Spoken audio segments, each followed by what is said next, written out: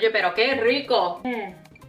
This is the real Buen dia, mi gente. Welcome back to my channel. Today I'm going to be sharing with you my recipe for coquito. If you're unfamiliar, coquito is a Puerto Rican holiday drink. It is not eggnog. There are no eggs in coquito. A lot of people will compare coquito to eggnog. It is not. It is its own holiday drink. I have seen coquito made a lot of different ways over the years. This recipe that I'm going to share with you today is a family recipe. It's a mixture of a recipe from my madrina, my godmother, and my own recipe. Así que vamos a empezar. Full disclosure, this recipe will net you about 2.5 bottles, okay? So if you're looking to make just 1 bottle of coquito, half everything in the recipe. Okay, I'm gonna put on my apron. This apron actually was special made for me by my friend Tammy. So Tammy, thank you for making this for me. It's very pretty. Okay, to start, we are gonna add 1 can of unsweetened coconut milk, 1 can of evaporated whole milk, 1 can of crema de coco. Now this should be sweetened. I have seen cream of coconut cans that are unsweetened. You don't want those. And lastly, 1 can of sweetened condensed milk. I recently found out I'm lactose intolerant, so I have adapted a vegan version of coquito as well, which I'll put up on my channel soon. Just gonna give that a good mix. Next, I'm gonna mix in my homemade tea. I call it coquito tea because it's the only time I make it is when I use it in coquito. So if you're wondering, this recipe includes allspice, star anise, cinnamon sticks, and cloves. And you let that sit for about 10-ish minutes on a boil. Let it cool completely and then add it in. I like to use this tea because it adds a well-rounded body of spice to the coquito. You don't just want to taste coconut and rum. And everybody who drinks my coquito says the same thing. It makes the coquito full-bodied. I think that's what I'm trying to say. Now, when you make the tea, you do want to hold on to the cinnamon sticks because we're going to put those in the bottles to infuse the coquito overnight. I'm gonna add a dash of cinnamon and mix that up again. Next, I'm gonna add one of my secret ingredients. Cannot tell you what it is. I can tell you how to make a good coquito, but there's just a couple of things you gotta keep secret. All right, I'll tell you. It's just a little bit of vanilla extract.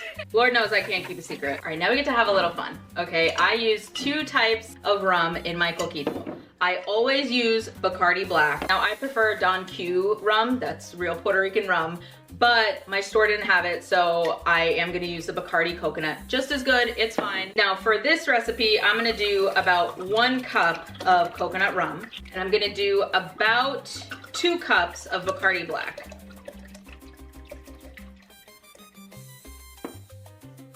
You know, just un chin chin. Now with coquito, I've seen people use a variety of different rums. Use whatever rum you prefer. Now in my humble opinion, I think that if you're making coquito, everybody should be using some type of spiced rum, whether it's Bacardi, Don Q, whoever, because it just adds a little bit more of that full body to it. I don't like my coquito super sweet. I don't like it super coconutty. I like all of the flavors to be very well balanced. All right, now that we've done a hand mix of everything, I'm gonna pour my first batch into the blender, but I am gonna strain it because we've added coconut cream and coconut milk, which tends to clump up. And so to prevent your coquito from getting clumpy, you just wanna strain it. You really just wanna make sure it's as smooth as possible. Yeah, see, we've strained out some of that coconut meat, if you will. And you wanna blend this on low for about a minute. A good taste test.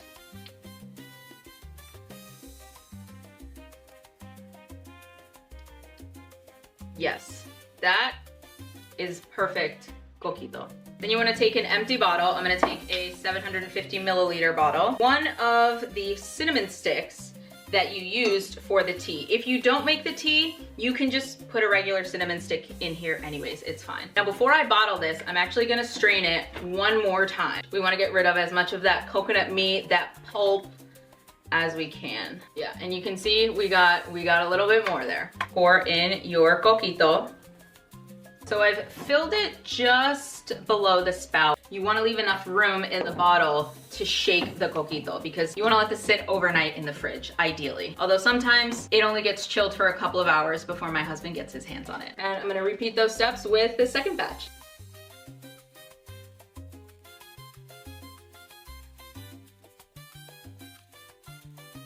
I've got enough here for a little glass of my own, so let's have some together. Cinnamon stick in. Salud! If you enjoyed this video, please like and subscribe down below, and stay tuned for my vegan version of coquito for those of us who are lactose intolerant. Oye, pero qué rico! This is the real